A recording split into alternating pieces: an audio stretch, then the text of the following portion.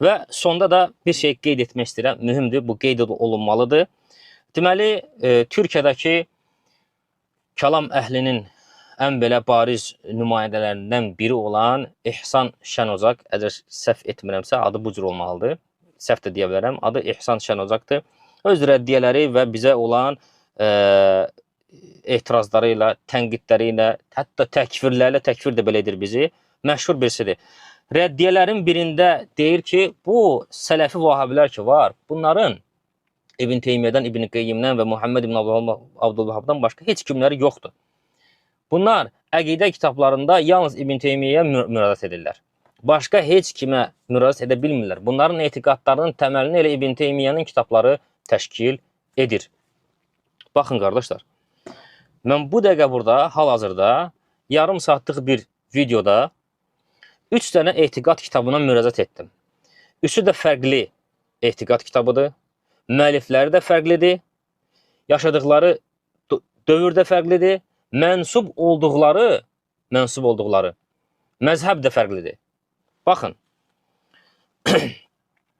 Kitab-ı Tevhiddən, İbn Məndə Rahiməhullahın Kitab-ı Tevhiddən dəlil gətirdim. İbn Məndə Rahiməhullah 310-da doğulub, 396-cı ildə vəfat edib.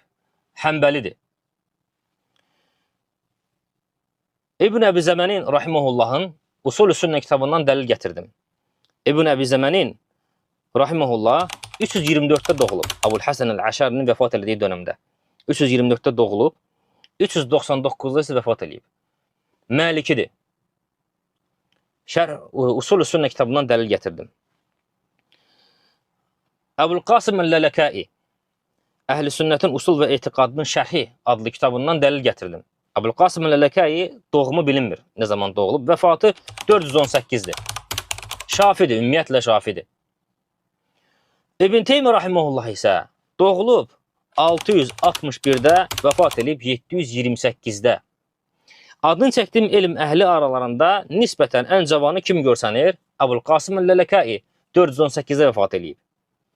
Əbul Qasım Əl-Lələkəi Rahiməhullahın vəfatı ilə İbn Teymiyyə Rahiməhullahın doğumu arasında nə az, nə çox 243 il müddət var. 2 əsr yarım. 2 əsr yarım.